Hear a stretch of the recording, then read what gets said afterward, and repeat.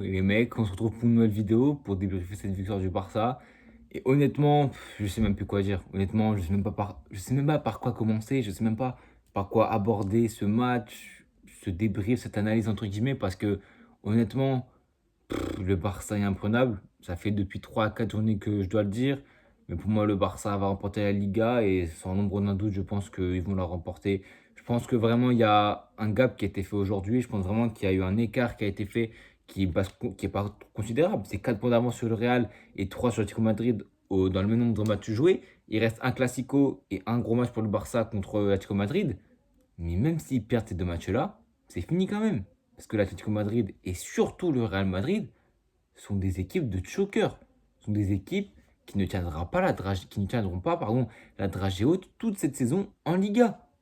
5 points pris sur les 10 que le Real aurait pu prendre, je crois, lors des derniers matchs, ou même pas. Je sais même plus c'est quoi la stat, mais je crois que c'est sur les 5 derniers matchs. C'est aucune victoire, si je ne me trompe pas, ou un truc comme ça. Bref, c'est une stat, mais qui est lunaire pour le Real Madrid, où tu avais tellement de points d'avance à un moment donné sur les deux autres. Là, tu te fais rattraper, tu es à une longueur de l'Atlético, tu en as 3, tu en as 4, pardon, du FC Barcelone. C'est honteux. J'ai pas débriefé le match d'hier parce que je n'ai pas pu le regarder en direct. Et honnêtement, même le match contre Gérard, je l'ai pas vu en direct, mais je l'ai rattrapé pour faire un débrief. Mais là, déjà, regarder un match, faire un débrief d'une défaite alors que tu l'as pas vécu en direct, c'est chiant. Mais j'ai entendu dire qu'on s'est fait battre en football et qu'on s'est pris une notion de football.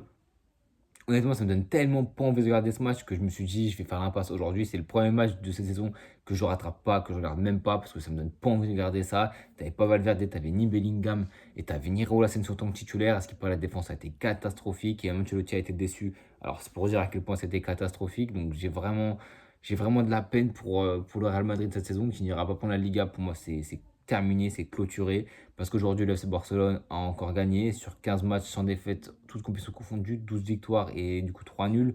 C'est un Barça qui est insaisissable. C'est un Barça qui, même sans être extraordinaire, a fait le taf. Ça se projette tellement vite offensivement, tellement bien. Ça a tellement d'options à l'image du deuxième but côté Barcelone et le troisième but où c'est très bien construit. Ça part de la Yamal. Ça trouve Dani Olmo qui ne regarde pas une seule seconde but. Pas une seule seconde le but parce qu'il sait déjà qu'il allait faire la passe à gauche parce qu'il sait qu'il y aura deux solutions, Lewandowski ou plutôt Rafinha ou Gérard Martin qui rodait et qui met un superbe but. C'est à l'image du FC Barcelone depuis le début de saison. C'est une équipe qui se projette en nombre. C'est une équipe qui derrière est solide. Il y avait Araujo qui était titulaire après je crois 5 à 6 matchs sur le banc, pas d'affilée mais beaucoup de temps. Je crois sur les 6 derniers matchs, 5 matchs sur le banc. C'était acharnaire coup Barcia, Araujo. Ça a très bien tenu. Même s'ils ont pris un but qui a été annulé par hors-jeu logique, le piège du hors-jeu, encore une fois, a marché côté FC Barcelone. Ils ont été très solides défensivement. Ils ont concédé littéralement aucun tir. Donc, aucunement. Je crois que c'est Chesney au goal. Il devait être tranquille aujourd'hui. Il n'avait rien à faire. Il était serein. Le match a été évidemment facilité par le carton rouge reçu par le capitaine du soir, le défenseur central droit de la Sociedad. Sur un contre très amené du FC Barcelone. Je crois que c'est Rafinha qui part quasiment seul en un contre 2. Et il tire le maillot, il bloque l'action. Carton rouge parce que dernier défenseur. Petite polémique, mais bon, j'ai envie de vous dire que même sans ce rouge, je pense que le Barça aurait gagné parce que c'est une équipe qui, si elle marque dans les 20 premières minutes, tu sais qu'ils vont dérouler, qu'ils vont mettre 2, 3, 4-0. Ça a encore été arrivé aujourd'hui. Et franchement, ils ont tout défoncé. Effectivement, le rouge a arrangé les choses, mais c'est un peu sévère. Je comprends les joueurs de la Real Sociedad et le public et les fans de la Real de se sentir un petit peu lésés aujourd'hui par rapport à ce rouge parce que c'est pas forcément des défenseurs. Tu as aussi le latéral droit ou gauche qui revenait très fort et qui était vraiment pas loin de Dani Olmo, je crois que c'était Rafinha, bref, du joueur de FC Barcelone qui avait le ballon. Il siffle rouge, ça ne me choque pas non plus énormément parce que il part seul au but. Et je pense que si le défenseur ne fait pas cette faute, même s'il y a deux défenseurs avec la vitesse que Rafinha avait ou Olmo évidemment, je pense que ça aurait parti seul au but. Ça aurait peut-être fini par un but au fond, donc je avait 0-0. Carton rouge à la 15e. Et puis le Barça a redéroulé. Je crois que le premier but, ça doit être un but mais je crois que c'est le but de Gérard Martin si je ne me trompe pas. Il y avait aussi Casado qui a marqué. Bon, bah, c'est un but de Dani Olmo qui tire à côté et Casado qui la dévie. Je m'appelle de ce but-là parce que c'est son premier but avec le Barça, tout comme Gérard Martin. Mais le premier but aussi, je crois que c'est un but. Non, je crois que c'est le premier but. Le premier but, c'est le but de Gérard Martin. Le deuxième, c'est le but de Casado. Le troisième, c'est le but d'Araujo sur corner si je ne me trompe pas. Et le quatrième but, ça doit être. Ouais, c'est le but de Lewandowski où il a dévié encore une fois. Les joueurs de la Real n'ont pas eu beaucoup de chance défensivement parce qu'il y a beaucoup de déviations, de contre. Mais honnêtement, il y avait tellement un écart de niveau entre les deux équipes que le Barça a fait le taf, que le Barça a gagné sans sourciller. Milieu de terrain, Pedri et Casado, ça a récupéré tous les ballons. La Sociedad était vraiment très très décevante. Mais quand tu prends un rouge à la 15e minute, c'est toute ton équipe qui est désarçonnée, tout ton bloc qui change. Tu fais des changements, tu es un joueur de moins. Offensivement, tu absolument rien proposé du tout. Ça a été méga décevant, mais franchement, ça ne m'a pas du tout étonné parce que c'est un Barça qui ne monte même pas en puissance. Parce que je ne sais pas s'ils ont atteint la pleine plénitude de leurs moyens parce qu'ils sont tellement forts. Il y a tellement d'écart entre eux et les autres équipes de Liga dans le jeu. Et ils ont les résultats en plus. C'est devenu en plus une équipe qui joue bien, mais une équipe qui gagne, qui prend des points, qui fait les matchs comme il le faut. Moi, je prends toujours ces exemples-là. Les matchs là Alaves, Espagne, les matchs qui sont chiants côté AC Barcelone, contre Retafe, etc. C'était que des victoires 1-0. Des Barça, un équipe du Barça qui n'a pas été bon offensivement, mais qui a mis le but qu'il fallait, qui a pris les points qu'il fallait, ce que le Real Madrid n'a pas su faire. Et on devrait bien de prendre exemple sur ce que fait le FC Barcelone, parce que cette saison, ils jouent un meilleur football que la quasi-totalité des équipes espagnoles et surtout des équipes en Europe. Ils ont les points, ils ont des joueurs qui se montent en puissance. Ils peuvent compter sur une base qui est solide, sur un 11 où on sait que le Barça, tu sais les 8 à 9 joueurs qui vont débuter sur le terrain, tu as peut-être 2-3 questions, mais sinon c'est tout. Alors que Real Madrid, que ce soit défensivement, que ce soit avec les blessures, on ne sait pas qui va commencer. Là, le milieu de la défense, c'était Rudiger, Alaba, Vasquez. C'était une catastrophe. Il n'y avait pas le Valverde, certes. Il n'y a pas Asensio. Valverde blessé, Asensio était disponible, il me semble. Mais il a été préservé au cas où, les fatigues, etc. Bellingham n'était pas là. Et franchement, cette équipe sans Bellingham et Valverde, c'est vraiment une toute autre équipe. Hein. À ce qui paraît, Vinicius a été encore une fois catastrophique. Les gens commencent à dire oui, ça fait 1, 2 mois Vini Kata. Non, non, non, non. Ça fait depuis le début de la saison qu'il est catastrophique. Et je le dis, il est bon dans certains matchs. Il fera toujours des différences parce que c'est un joueur qui est extraordinaire sur certaines actions, sur certaines séquences, sur certains contres. C'est pour ça qu'il faut autant de stats et qu'il a autant de goal assist. C'est parce que c'est un mec qui a l'éclair de génie. C'est un grand joueur. Et il faut que ça continue dans ce sens-là. Mardi, il y a les gros matchs des champions. Mercredi aussi. Peut-être qu'il y aura un avant-match. Honnêtement, je ne sais pas parce que cette équipe, j'ai du mal à la juger côté Real Madrid parce qu'elle propose de très très bonnes choses, mais en même temps, elle se chie dessus dans des matchs qu'il ne faut pas se chier dessus. Et c'est dommage. Là, quand je vois le FC Barcelone qui domine tous ses concurrents, qui ont en plus un tirage qui est aisé, qui est facile pour en Ligue des Champions avec le Benfica, et en quart de finale, ça sera soit Dortmund ou Lille. Ils ont une autoroute pour la demi-finale, ça sera un peu plus compliqué en demi. Ce que tu auras en bas, je crois que c'est peut-être le Bayern ou un truc comme ça, ou l'Inter. Donc en demi, tu auras peut-être de la grosse, grosse adversité. Mais ils se sont rendus le chemin facile, parce que le tirage est facile, certes, mais ils ont fini deuxième de la Ligue des Champions. Ils ont fini deuxième de la phase de Ligue, ils se sont assurés un parcours simple, donc faut pas dire oui, le Barça a eu de la chance, non. Tu aurais fini à la place du Barça, tu aurais un parcours autant facile. C'est juste que tu t'es chié dessus et que tu as passé par les 16e. Et là, tu t'as placé comme Madrid qui a gagné 1-0 hier contre l'Athletic Bilbao, qui est repassé devant toi en Liga, qui est une équipe qui est très très solide, qui est tactiquement rodée, qui est collectivement rodée aussi, qui a des joueurs qui en sortie de banc sont très très intéressants. Samuel Luno, il fait énormément de mal. Tu as aussi un Sorloth qui t'a fait beaucoup de mal dans le passé avec Villarreal.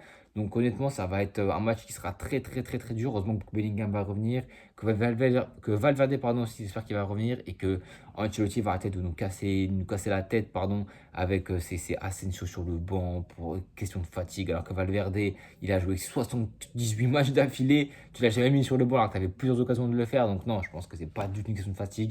Il a voulu tester une défense lors d'un gros match contre le Betis.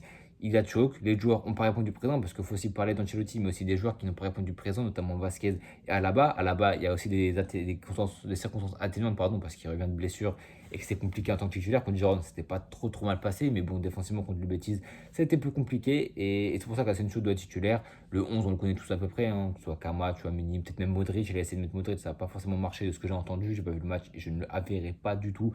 Peut-être en fin d'année pour voir ce qui s'est passé, mais là, franchement, le Real Madrid, je ne vais pas dire qu'il me dégoûte, mais quand je vois comment le Barça joue, quand je vois comment l'Atlético Madrid joue, quand je vois comment le PSG joue, ça n'a aucun rapport avec la Liga, mais quand je vois comment le PSG est en train de dérouler, et ouais, ça me donne envie pour que tactiquement le Real Madrid soit meilleur.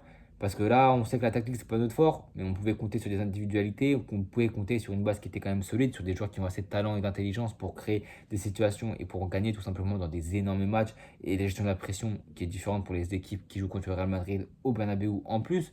Là, au Madrid, on va les jouer au retour au Wanda. Ça va être méga compliqué. Si tu ne fais pas le taf mardi, ça va être très très dur la semaine prochaine, enfin la semaine d'après. Donc bon, je pense avoir tout dit pour ce débrief. Enfin, j'ai plus parlé du Real que du FC Barcelone, mais bon, j'ai rattrapé un peu ce que je voulais dire contre le Betis. Le Barça, il n'y a pas grand chose à dire parce que sans être fantastique, ils ont des individualités qui parlent pour eux. Ils sont offensivement méga rodés. Ils pouvaient gagner ce match même à 5 ou à 6 ou à 7-0. Le Barça est tellement fort, le Barça est tellement insaisissable, le Barça est tellement incroyable qu'en fait, franchement, j'ai l'impression de me répéter à chaque match. Pour le Real, je me répète en disant qu'on est nul tactiquement et qu'on est mauvais tout simplement, alors que le Barça, c'est l'inverse. Ils sont bons à quasiment chaque match, sans être extrêmement bons. Là, offensivement, ça a été bon. Même Gérard Martin, pour vous dire, il a fait un très très beau match. Il a même marqué et défensivement, offensivement, il a apporté aussi. Donc, c'est pour vous dire à quel point le Barça a été dominant et a été super fort. Donc, c'était attendu quand tu mènes 1-0 avec un carton rouge en plus avec toi. C'était obligatoire. Le Barça, moi je dis, si le Barça met 2 buts dans les 20, même à la première mi-temps, c'est un match qu'ils vont dérouler. Et c'est un match, c'est une équipe qui maintenant, dès qu'ils ont un score, jamais ils perdent un score. Jamais ils se font rattraper. Jamais, jamais, jamais. Et puis c'est spectaculaire. Tous les plus gros matchs de la saison, c'était le Barça contre le Bayern, contre Benfica, contre l'Atlético Madrid. On se régale devant cette équipe. Et malheureusement, on verra où est-ce qu'ils vont aller cette saison. En Ligue des Champions, ils ont une vraie carte à jouer. En Liga, j'en parle même pas. En Super Coupe, c'est pareil. Tout est encore joué au retour. Je sais pas si c'est à Montjuic. Non, je crois que c'est au Wanda. Donc on verra comment ça va se passer. Parce que le Cholo, t'inquiète pas qu'il peut faire des mauvais sorts. Donc ouais, ça va être chaud pour le Barça. Mais bon. C'est une équipe qui est tellement forte, qui est tellement rodée, qui a tellement un banc qui est très très très très fort, qui peut faire tourner dans ce match, qui peut faire jouer des Gérard Martin, mettre sur le banc Inigo ou Eric Garcia ou même Frankie de Jong. Ouais, franchement c'est une équipe qui est épatante, qui est très forte, mais bon c'est pas nouveau parce que depuis le début de la saison, ils nous proposent des prestations comme ça avec beaucoup de niveau, avec beaucoup de qualité. Donc je suis pas du tout étonné parce que cette équipe pour moi, comme je le dis depuis quelques journées, va aller au bout de la Liga. J'ai franchement plus beaucoup de doutes parce qu'après avoir eu un retard comme ils ont eu en Liga et comment ils ont réussi à eu la force mentale à revenir à une saison 2025 quasiment parfaite avec que des victoires, en tout cas aucune défaite, en proposant un jeu qui est en plus magnifique, qui est très bien léché, qui gère les gestions temps faible, temps fort magnifiquement bien, qui a un milieu de terrain avec Pedri, une qualité extraordinaire, avec des ailiers qui font tout aussi bien le taf, avec un Lewandowski en tant que numéro 9 qui a une trentaine de buts, avec des tapines certes, mais il faut être là pour les reprendre. Le but qu'il met, c'est une science offensive du placement qui est extraordinaire, exceptionnelle côté Lewandowski. Bref, des individualités côté FC Barcelone qui survolent avec des années qui sont incroyables. Beaucoup de joueurs qui ont énormément de qualité à toutes les lignes, c'est très très très très fort. Et ils ont un coach qui a fait changer le mental de cette équipe, qui est passé d'une équipe qui pouvait te choquer contre des petites équipes, qui pouvait perdre un score, à une équipe qui est conquérante, à une équipe qui a des vraies bases de jeu, avec une équipe qui joue simplement magnifiquement bien au football. C'est pour ça que les matchs les plus beaux à voir, c'est quasiment toujours ceux du Barça, de Liverpool et du Paris Saint-Germain, parce que c'est des équipes qui tactiquement sont très bien rodées, des équipes qui ont des individualités à toutes les lignes, et des équipes qui ne perdent que quasiment jamais, parce qu'ils ont la résilience, ils ont la force mentale, et dans les temps forts, temps faibles, c'est des équipes qui gèrent tellement bien ces domaines-là, que c'est tout simplement des équipes classe mondiale qui sont les favoris pour la Ligue des Champions. En tout cas, donnez vos top et vos flop aux commentaires. Pour moi, ça n'a aucun intérêt parce que, pour ma part, de les dire parce que flop, il n'y en a quasiment aucun parce qu'il n'y a rien eu côté Sociedad. Et offensivement, tu peux mettre énormément de joueurs parce que tout le monde a fait un match minimum 7 sur 10 parce qu'il n'y a quasiment rien eu à faire. Sauf Chesney qui, poteau, il doit être encore en train de s'ennuyer, de s'endormir.